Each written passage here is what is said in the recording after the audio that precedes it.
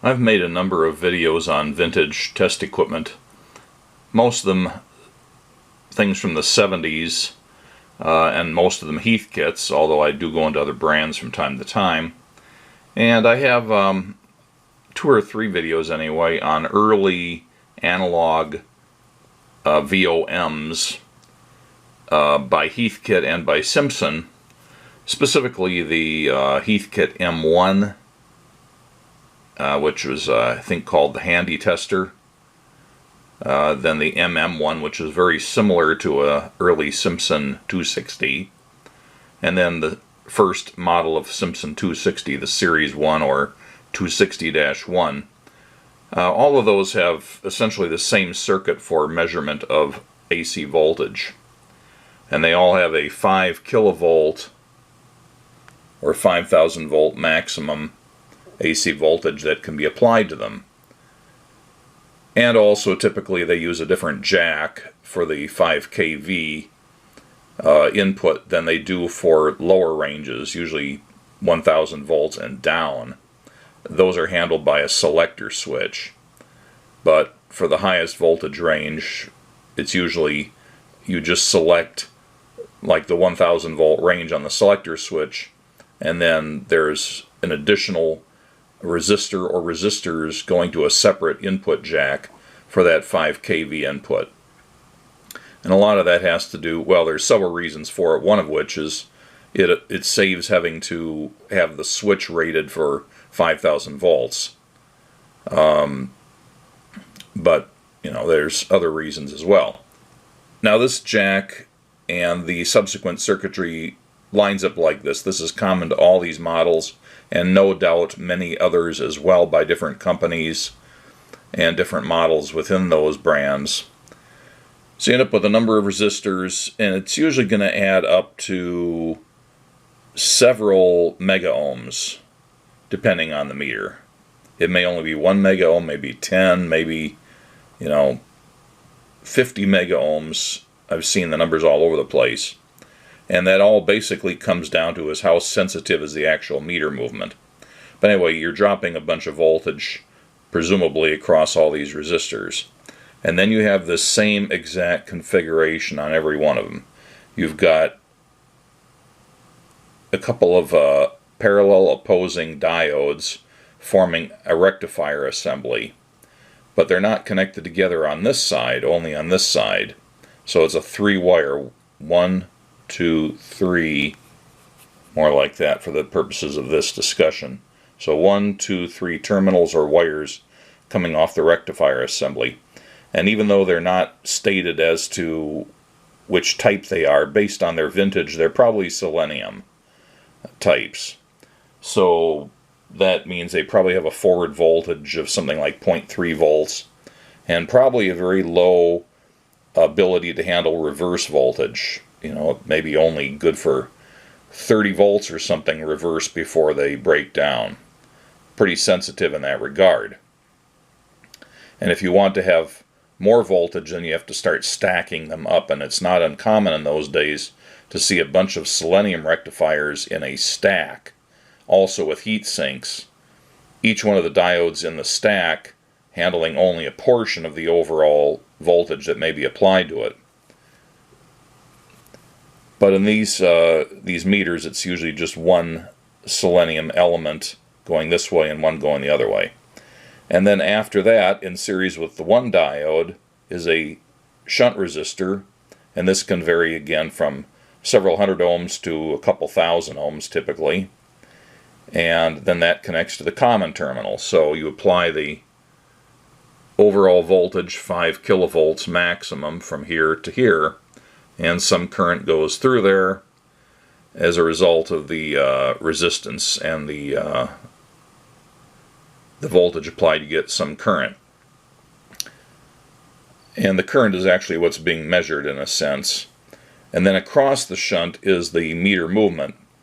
Typically it's going to be having a coil resistance of a few hundred ohms up to a couple K, somewhere in that ballpark, and the sensitivity will be anywhere from maybe 200 microamps up to 500 or more microamps. Again, it depends on the exact model. And that sensitivity is really what drives the amount of resistance you need in this section, because the rest of it's pretty much about the same. So all of this is set up so that a certain applied voltage results in a certain amount of current going through all the resistors, and then because of the shunt, some of the current goes this way through the shunt, and some goes around the shunt through the meter movement and back to the common terminal. And that's all calculated so that whatever the maximum voltage is for a given range or meter configuration, you end up with exactly the appropriate amount of current going through the meter movement that would result in giving a full scale reading on that meter. And a viewer called me on my video. In one of the videos he made a comment and said, hey, you know, you cited a different reason for the reverse diode. Obviously this one is for rectification, but why is this other one there? And I cited one reason, which is, I thought, the less obvious reason, but one which is certainly valid. It occurred to me, and I was so happy that it occurred to me, and I was able to corroborate it with different sources that I mentioned it, and either at the time thought the other reason was so self-evident that I didn't need to mention it, or I just didn't think of it. I'm not sure anymore. Anyway, all those videos had the same error, and that is that they did not say why there needs to be a diode pointing in the opposite direction from the one that's rectifying the current for this DC meter movement. So let's say we're going along here and we've got 5,000 volts applied up here. We're going for the maximum voltage the meter can handle, and we're going to be having maybe only a volt across this, which means also across this. It'll be down to a volt, sometimes less than a volt, and maybe 0.3 volts or something dropped across the diode. All the rest of that 5,000 volts will be dropped across all of these resistors, and everybody's happy, right?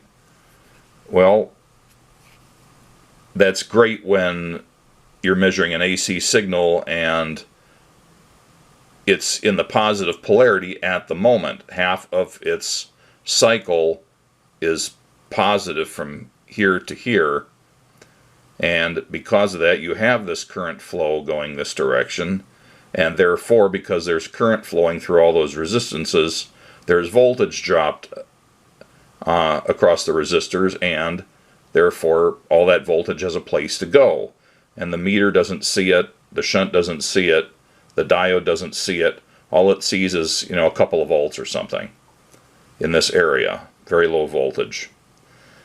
But what if you did not have this diode here, and now the AC flips to the opposite polarity, as it does you know, many times a second? Now this diode does not conduct, therefore there is no current. Again, pretending that this diode isn't here.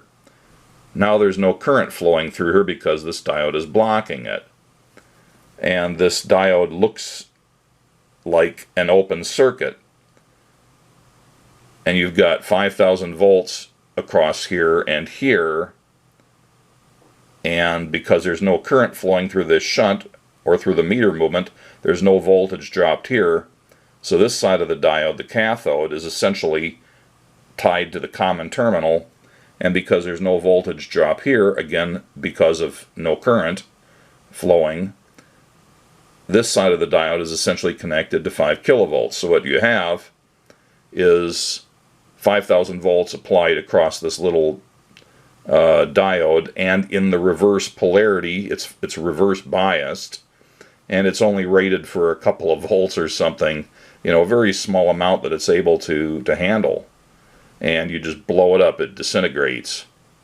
So that's a big problem. Obviously you can't be putting out meters where, you know, the very first time you get half of a AC waveform on it, it's going to vaporize your rectifier diode. So you put this other diode across here, so on the negative side of the waveform, now the current flows this way, and Therefore, you still have the voltage drop in all these resistors, and the diode's only seeing, you know, a volt or so across it. Whether forward or negative, it's seeing a very small voltage, one that it's well able to handle. So nothing gets blown up, nothing vaporizes, and everybody's happy. So, because I felt like I was remiss in not mentioning that very fundamental thing in my other videos, that's why I made this video. And I hope that may clear it up for anybody who's studying this stuff. I'm going to post it as a separate YouTube video, and then I'm going to put links in the other videos where I had this kind of circuit to hopefully direct people to take a look at this one.